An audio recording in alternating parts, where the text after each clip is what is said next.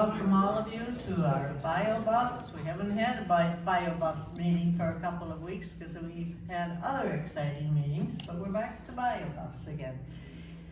There are a couple things I want to tell you before we get started. First of all, tech team. Well, I'll just tell you. They'll catch up. Please turn off your cell phones. We would really appreciate it if you would do that.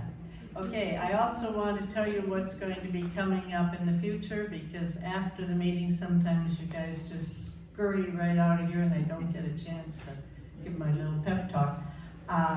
We will not be meeting next week. That's going to be the week that the players are going to put on their fantastic, fabulous show, I understand.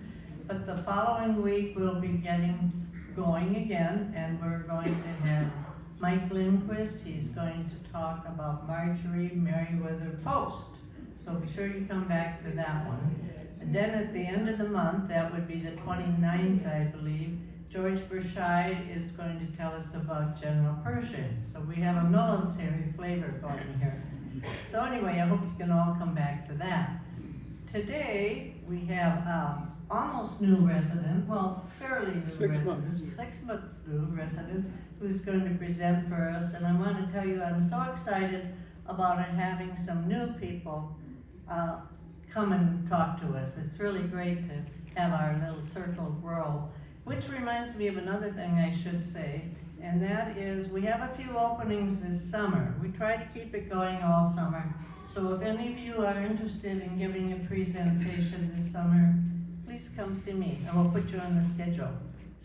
But today we have Hugh Duncan here. Hugh Duncan is going to tell us about some personal experiences, I believe. He's going to tell us about the life of Rickover, Admiral Hyman G. Rickover. Great. Thank you so much, Hugh, and I'll turn it over to you.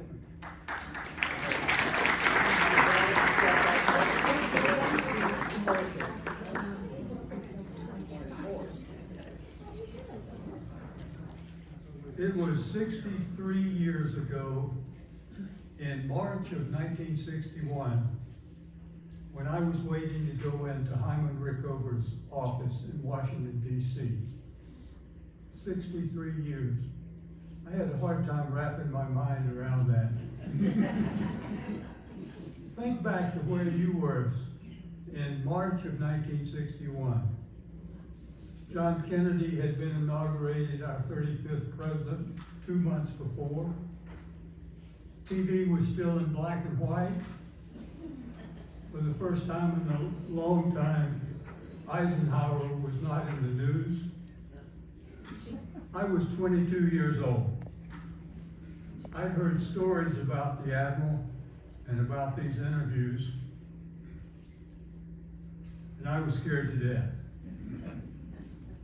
When I went in, there was just the two of us in his office, and there he was behind the desk, dressed in a plain khaki shirt, no sign of rank, no tie, no fancy uniform.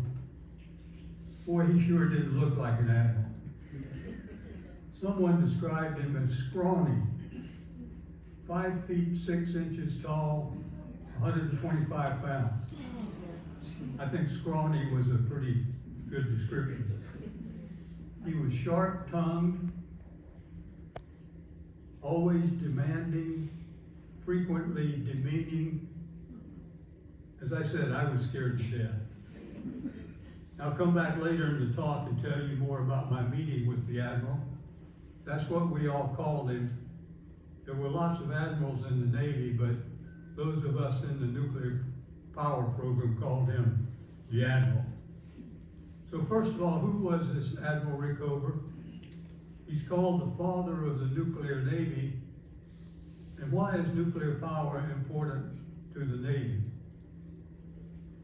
Well, the main application of nuclear power in the Navy is propulsion of submarines.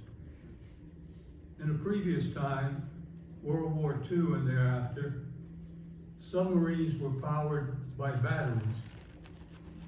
And these were very quiet and very effective underwater, but batteries run down. And so these older submarines would periodically have to surface to get air to run their diesel generators to recharge the batteries. And when submarines are on the surface, they are very vulnerable. They're sitting ducks. So the main advantage of nuclear power is that submarines can stay underwater basically as long as they want to. Old World War II submarines could stay underwater for up to 2 days. The USS Nautilus, the first atomic submarine or nuclear submarine, could stay underwater for 2 weeks. Today's submarines have stayed underwater for 3 or 4 months. And today there are 72 nuclear-powered submarines in the U.S. Navy.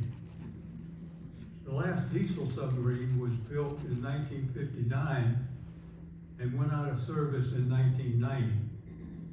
So we haven't had those old style submarines for a long time. Hyman G. Rickover was born in a small town in Poland to a Jewish family in 1899. His father was a tailor. His birth name was Chaim Gedala Rickover. But when his family immigrated to America to escape the pogroms, which were organized massacres of Jewish people in the late 1800s, they changed his name to Hyman George Rickover. He was 7 years old when they arrived in Manhattan. They lived in New York for 2 years before moving to Chicago and living in a heavily Jewish neighborhood. He did well in high school, graduated in 1918, and his first job out of high school was delivering telegrams for Western Union. And it was through this job that he became acquainted with his congressman, who was also a Jewish, also a Jewish immigrant from Czechoslovakia. And his congressman gave him an appointment to the U.S. Naval Academy at Annapolis, Maryland. He graduated 107th out of 450 or 540 midshipmen in 1922. So he was in the top 20% of his class. During the period between his graduation and World War II, he got a master's degree in electrical engineering from Columbia. And he got married while he was at Columbia. I, for one, was surprised he was married. He was such a workaholic, I didn't think he would have time for marriage. And he was such a tyrant, I didn't think anybody would put up with him. But his marriage endured until his wife's death in 1972.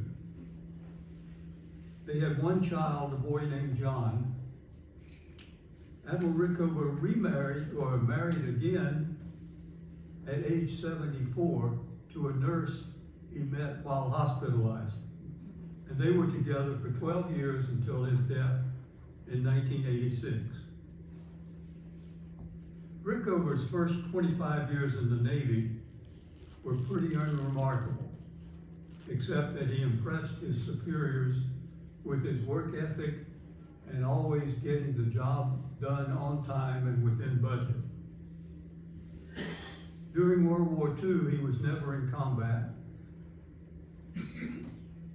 He had few ribbons. You see these admirals with a chest full of ribbons. I think he had 12. In 1937, he became an engineering duty officer only, which would greatly restrict his future assignments to engineering, and he would never be the captain of a ship. Pretty much limited his naval career. How then do you explain his picture on the cover of Time magazine in 1954? Here's the answer. In 1946, Congress established the AEC, the Atomic Energy Commission. And Congress wanted to explore how this nuclear fission thing that had created the atomic bomb, how it could be used for peaceful use in the Navy. 6 Navy officers, led by Captain Rickover, were sent to Oak Ridge, Tennessee for a year to learn about nuclear reactor technology. He returned to Washington in 1947 and took every opportunity to argue for the creation of a nuclear power division in the Navy. Just 7 years after he got back to Washington, the USS Nautilus, the first nuclear submarine, was launched. And that's why his picture was on the cover of Time magazine. And just 3 years after the Nautilus was launched, it did the unthinkable. It went for 3 days under the ice cap and went to the North Pole. Now a U.S. submarine could go in any ocean, anytime, and stay as long as they desired. Everything changed for Rickover when he went to Oak Ridge. It was there he found his sweet spot. He was made for that assignment. By force of his technical skill and personal determination, he created the Navy nuclear power program, which today, as I said, consists of 72 submarines and 10 aircraft carriers.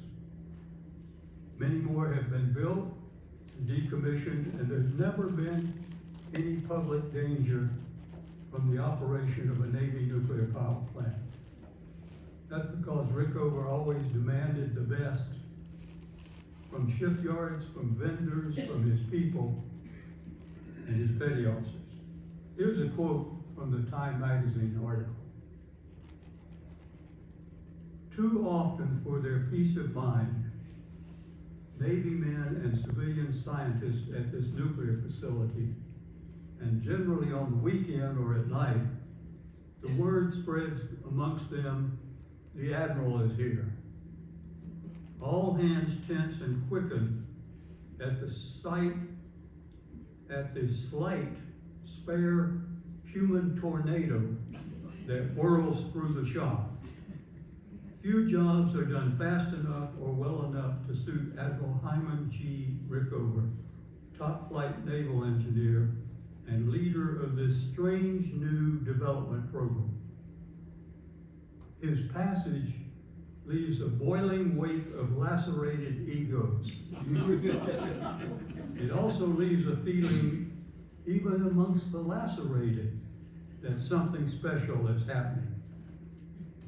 And right away, Rickover stirred up controversy. Navy admirals wanted to put nuclear power on surface ships, but Rickover was convinced that submarines was the way to go. He didn't make any points with the other admirals when he went over their head to the top admiral in the Navy, Admiral Nimitz, and convinced him that submarines were the way to go. But that's the way he did business, and he made lots of enemies along the way. Here's another Time magazine quote. "Annapolis graduate Rickover, a man who knows what he wants and wants it done to perfection, has long warred with the Navy. He has wooed, bullied, and won over the Atomic Energy Commission. He has made great industrial corporations jump and like it when he cracks the whip. Some high Navy officers still deplore intense, single-minded Rickover. But when the first atomic submarine, the Nautilus, is launched at Groton, Connecticut on January 21st, the U.S. Navy will never be the same again." Before I go any further, if you haven't already grasped it, I should pause and say Rickover was not your typical Navy officer. You expect senior naval officers to be outgoing, tall, dark, handsome, nice, athletic, etc., etc. Rickover was short and skinny. He was an introvert. He was shy. He was very mean. He cussed a lot. He thought athletics and sports were a waste of time. You should be doing something more productive with your life. In short, he was a very complicated person. As one biographer noted, Rickover was the hardest working person I ever met, and he expected everyone who worked for him to do likewise. Another biographer said, he was confrontational, insulting, a workaholic, little tolerance for mediocrity, and none for stupidity. I read an article written by his son, John. He said his dad didn't spend much time at home. I can believe that. He says, but when my father was at home, he spent a lot of time on the telephone. And my mother and I could always tell whether he was talking to an errant contractor, loud cursing and yelling, one of his subordinates, never a hello or goodbye. Such niceties would waste precious seconds. Or to a congressman or senator, very polite and very respectful. But when shipyards started building ships, nuclear ships, Rickover knew they would have to be built with greater precision and higher quality control than shipyards were used to. Change is not usually welcomed, and there was great resistance to these new standards. But Rickover's persistence carried the day. Today's safety standards and the reliability of nuclear power is a tribute to one man, Hyman Rickover. And today there are 55 commercial nuclear plants operating in 28 states. And I'm pretty sure that the operating crew of most of those is composed of a lot of ex-Navy nukes like me. That's what they call us, nukes. And now I'd like to return to my opening remarks about when I walked in the Admiral's office that early morning 63 years ago. I was a senior at the U.S. Naval Academy. I had grown up in North Carolina and got my appointment to the Naval Academy from Sam Irwin of Watergate fame, senator from North Carolina. The Admiral personally interviewed and approved every officer who entered his nuclear power program. And that's why I was in the Admiral's office for an interview to be admitted to the nuclear power program. And my class, the class of 1961, was the first time he had taken people straight out of college. Before that, everyone like Jimmy Carter had come in from the fleet and had a few years of experience under their belt. And speaking of Jimmy Carter, in his autobiography called Why Not the Best, he says that Admiral Rickover influenced my life more than anybody else other than my parents. And the very title of the autobiography, only Why Not the Best, he said came from his interview with Admiral Rickover. Rickover said, when you were in the Naval Academy, did you always do your best? And Carter said, I initially said yes, but then I got to thinking, I said, no, Admiral, not all the time. He said, then he asked me a question I've never forgotten, and I haven't ever been able to fully answer. Rickover said, why not? Hence the title of his autobiography, Why Not the Best? Over the years, Rickover did 14,000 of these early morning interviews before the work day. I think I went into his office about 6 in the morning. As I said, when I came in the office, there were just the two of us. There he was, seated behind his desk in civilian clothes. I read in one book that uniforms weren't permitted in his office, because he wanted all decisions to be made strictly on the basis of technical merit, and not because it was Captain so-and-so's pet project. I think the purpose of these selection interviews was to get you off balance and see how you handled uncomfortable situations. I distinctly remember two questions he asked me. First question was, why did your grades drop last semester? I mean, he knew that kind of detail about every person, these 14,000 people, that my grades had dropped. I thought I had the perfect explanation. I said, Admiral, during the week of final exams, I had the flu and I was in sick bay, and I had to take those exams in second semester. He says, God damn it, I'm not looking for excuses. Boy, that kind of set me back a little bit. I don't remember where the conversation went from there. And another question he asked me is, where are you going to stand in your class? I said, I don't know, Admiral. I'll work hard, I'll study hard, I'll stand. Did you not understand the goddamn question? I said, well, Admiral, I can't. He said, where are you going to stand in your class? I don't know where I got it. I said, 15th. And he said, okay, you stand 15th in your class and you'll get my program. That's it. I ushered me out.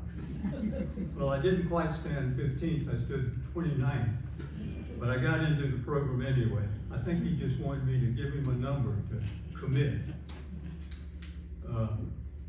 And while I'm talking about the program, maybe I'll tell you about the year of training that he had everybody go through, including me. It was a year-long training. The first 6 months were classroom instruction in nuclear theory and other topics, postgraduate kind of classes. Mine was at Mare Island Naval Shipyard in Vallejo, California. There, the Naval Academy folks were joined by graduates from other universities entering the program. One of my classmates was a Navy captain en route to command an aircraft carrier. And he had to go through the same year of training that us lowly ensigns did. At the end of 6 months, we had to declare whether we wanted to go into surface ships or submarines. I figured I couldn't handle the confined space of a submarine for months at a time, and so I opted for surface ships. The next phase of our training was 6 months at a full-size nuclear reactor. In my case, it was in upstate New York, near Saratoga Springs, New York. Here you stood watches, you had hands-on experience, you learned to operate the plant, and took both written and oral exams. Rickover was big on oral exams. Everywhere I went, there were oral. Once you complete that year's training, you go to your ship, and my ship was the USS Enterprise, nuclear-powered aircraft carrier. 5,000 men aboard, 5,000 people, kind of a small village. Flight deck was 1/4 of a mile long. The ship was powered by 8 nuclear reactors. It was the biggest ship in the world at the time. Shortly after I came aboard, we went out to sea to avoid a hurricane. And when we were out to sea for over a week, everybody saying, why haven't we gone back to Norfolk? The hurricane must be gone. Well, one night, matter of fact, the night of October 16th, 1962, the captain came on the announcing system and said, in 15 minutes, President Kennedy will address the nation and announce the embargo of Cuba. We're presently steaming 15 miles off the coast of Cuba, and we will be the flagship. Biggest ship in the world. I didn't sleep very well for the next few nights, for sure. I spent 2 years on board the Enterprise and then 3 years at a nuclear reactor in the Idaho desert, training people, going through the same kind of training I had gone through. And so back to the good Admiral. He almost didn't make Admiral. The way the Navy works is there's a selection board to consider all Navy captains up for promotion. Only 5% are selected and 95% are forced to retire after 30 years. As I said, Rickover had made lots of enemies over the years, and they thought they could get rid of him by passing him over for promotion. When the list was announced, sure enough, his name was not on it. Congress was outraged. Lots of other people were outraged. So Congress made him a rear admiral. Never before and never since has such a thing happened in the Navy. Congress loved Rickover. He always delivered things on time and within budget. He once returned $1 million to the U.S. Treasury for a program he brought in under budget. The senator who was listening to his testimony about the $1 million said, "Did the Treasury Department have a form to fill out when you sent them that money?" Rickover said, "No, they really didn't know how to handle it." In 1958, the crew of the Nautilus that had gone under the North Pole was invited to the White House by President Eisenhower. But Rickover's name was not on the invitation list that the Navy gave to the White House. So he didn't get invited and didn't attend. Again, Congress was really upset. And Congress promoted him to Vice Admiral. And then they awarded him the Congressional Gold Medal. I'd never heard of the Congressional Gold Medal, so I looked it up. It was established in 1776, right at the time of the Revolutionary War. It's for distinguished national appreciation for distinguished achievements and contributions by individuals. And since then, since 1776, only 173 people have gotten that award. You'll recognize some of the names: John Paul Jones, Andrew Jackson, Cornelius Vanderbilt, Charles Lindbergh, Thomas Edison, Walter Reed, Jonas Salk. What an interesting list. Harry Chapin, Rosa Parks, Bob Hope. Anyway, Hyman G. Rickover is only one of 4 people who have gotten that award twice. He got it in 1958 for his contributions to the Navy, and in 1982 for his contributions to the development of nuclear power, both in the U.S. and other places. And then, also in 1982, Congress promoted him again to 4 stars, one of only 8 4-star admirals in the Navy. Although Rickover was a Naval Academy graduate, he was an outsider in the Navy. He was foreign born, he was Polish, he was Jewish.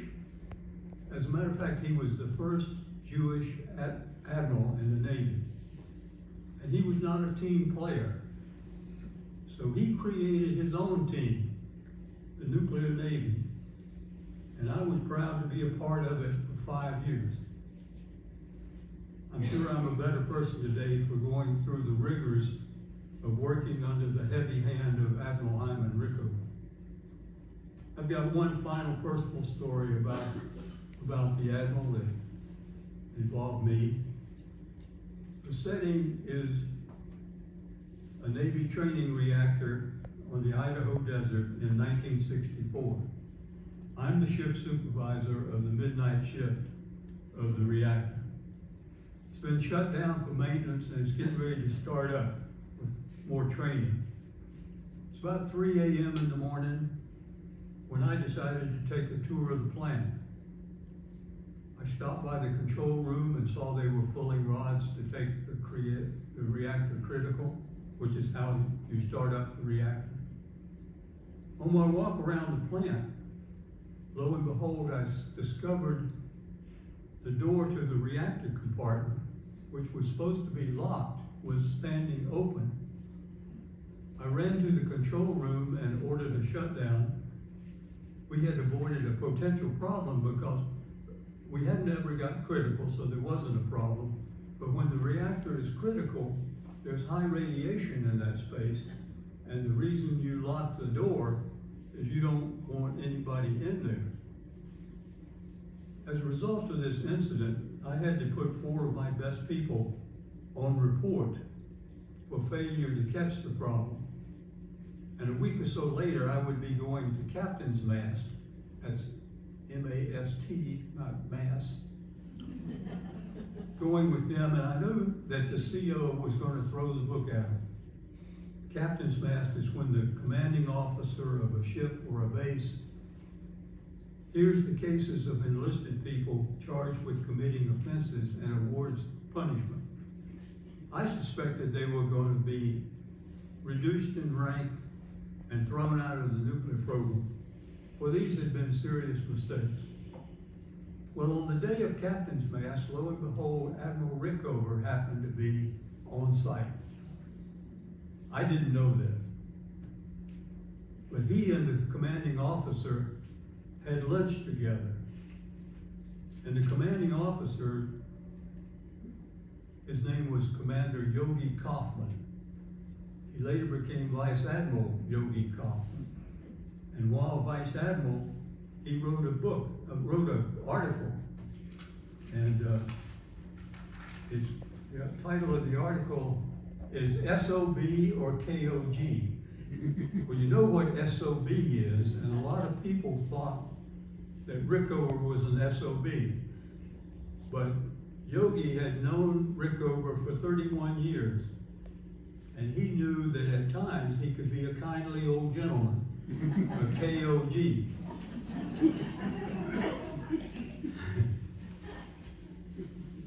Here's what he said in his article. In 1964, we had an incident that could have been very serious if an alert young engineering officer, that's me, had not sensed the situation and shut the plant down. He continued, Rickover was visiting and obviously interested in this incident. He asked me at lunch what I was going to do, what punishment I was going to award. When I told him, he said, you know, Kaufman, maybe you're being too hard in this case. I hear these guys are some of our best people. You know, we really can't afford to hurt really good people. They're too hard to come by. Our training paid off. Your team prevented a serious problem, and people will always make mistakes. Could you go easy on them? Could you do that for me? And let them know that I interceded for them, okay? Then tell me what reaction you get. Well, I didn't know anything about this when I went with my 4 guys to captain's mast. I was expecting the worst. And at captain's mast, Commander Kaufman said, gentlemen, I'm not going to tell you what I plan to do today, but a few hours ago I had lunch with Admiral Rickover, and he interceded for you.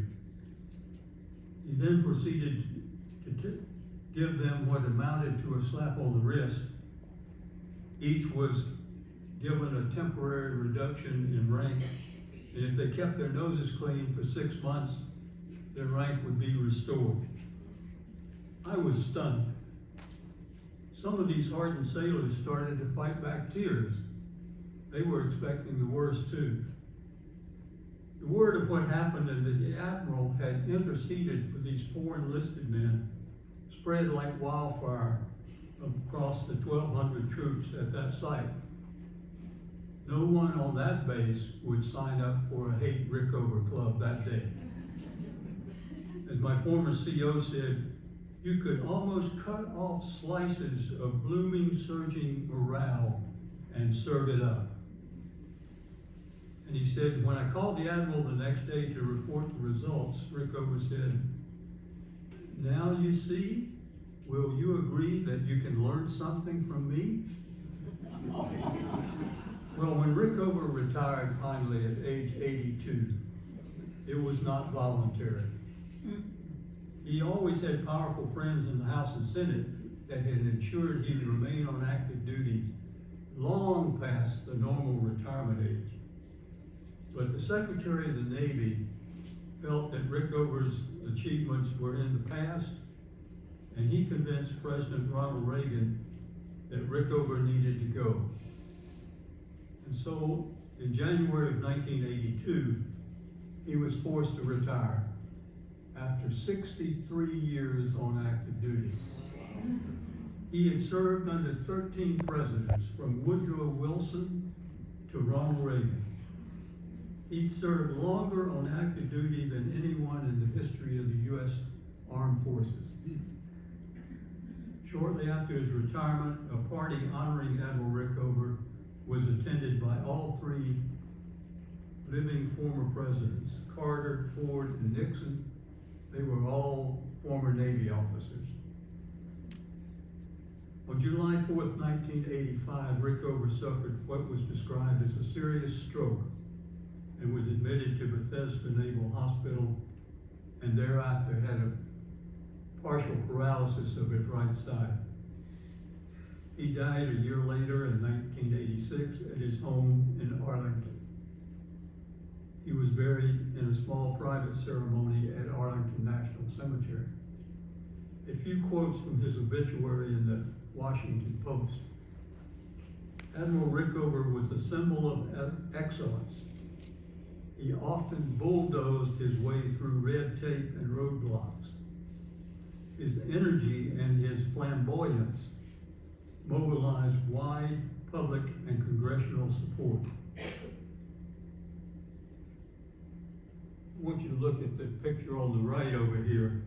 Isn't it only in America that the immigrant son of a tailor, a Jewish tailor, a refugee who escaped poverty and violence in his native Poland, could be sitting in the Oval Office with the President of the United States, an admiral in civilian clothing, no less, only in America. On July 14th, a memorial service was led by Admiral James Watkins at the Washington National Cathedral. President Carter and other dignitaries were there, as well as about 1,000 other people.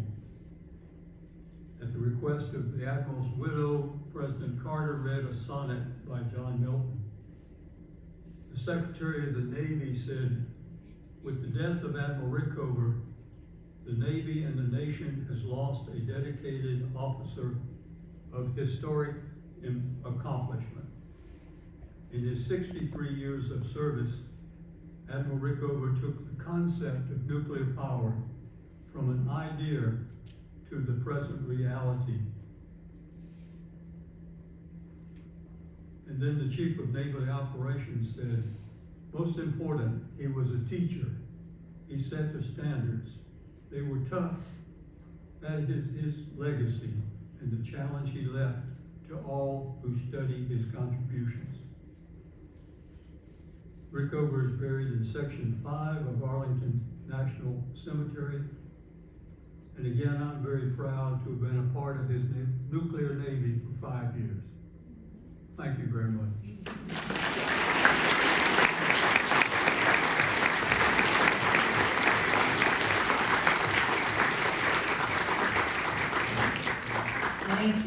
Thank you so much, Hugh. What an interesting story. Thank you so much for sharing it with us. We do appreciate it. Now, do we have any questions? And there's one. Comments?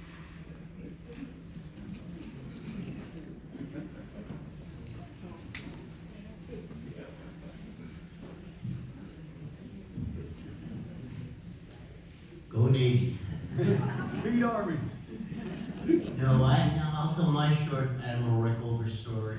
I was fortunate enough to meet him while I was in medical school in Philadelphia. And we were working on the human centrifuge. They didn't have Houston in those days, so we were working with other medical students. There were 3 or 4 of us, a couple guys from Northwestern and Jefferson. And we got to meet all the original astronauts, or the Mercury astronauts in the course of this action. And they thought we did such a good job that we had to go down to Washington to meet the head of the Bureau of Medicine and Surgery. And that sounded just hunky-dory with us, so they put us on an airplane and we went down. And he said, well, I have a nice surprise for you guys today. And we said, what's that? He said, well, Admiral Rickover just happens to be in the building and has a short pause that we can perhaps have some lunch with you guys. He'd like to meet you. And of course, every ship, every boat that goes out, old sign, has to have a medical officer on it. That's not true with most Navy ships. They'll have senior corpsmen and all on them. Maybe a squadron will have a doctor. But every single nuclear submarine has a doctor aboard. And of course, they were treated like everybody else. The final interview was with Admiral Rickover, and I've heard some stories about them, let's put it that way. Pretty much what you said. But anyhow, he came in and we sat down, and we had a private room for lunch and all. Peaches and cream. And he asked us who we were and what our thoughts were. And of course, we were only in second year of medical school. We didn't have any idea. He said, well, I'll tell you what, we're always looking for good people for our submarines. And I'll tell you what, I'll give you my card and my private number's on there. And if any of you are interested, just give my office a call and I'll be sure you get an interview. And I don't really know if any of us did. I didn't, but he filled the room. I mean, he just absolutely filled the room when he walked into a room. There are certain people that can do that. And I have another question to ask you then, but he was truly one of the great, he and Nimitz and people like this were the fathers of our Navy.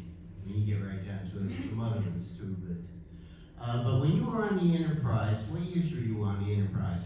Big E. 62 to 64. Well, I had an occasion. Were you ever over in Vietnam waters? No, always in the Atlantic. Well, I was in Vietnam in 65, and I think the Big E was up in Yankee Station at that point. I'm not sure. But I had the interesting experience to land on a helicopter on the Big E.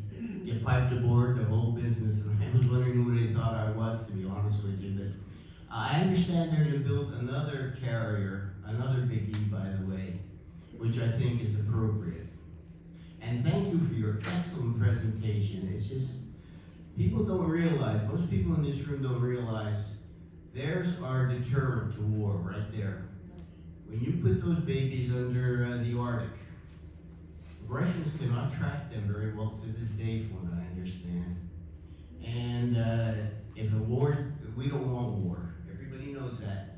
And that is the biggest reason why Russia would be very, very hesitant to do anything about it. The fact they can't track them, and our fleet could destroy the world. We don't want that to happen either. We're peaceful people. But thank you for your presentation. Hey, one of Rickover's quotes was, the more you sweat in peacetime, the less you bleed in wartime.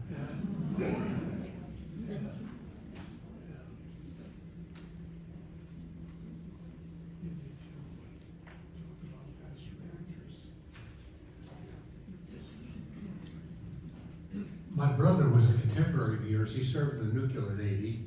His name was Gerald Schumann. I don't think so.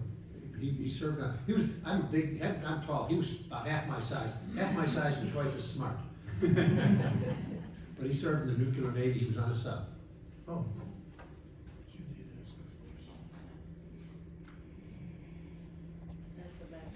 Okay.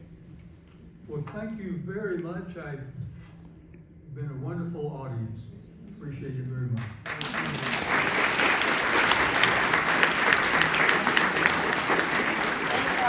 And thanks to our tech team back there that does an outstanding job. They're always here for us. And be sure to come back in 2 weeks' time because we've got more for you.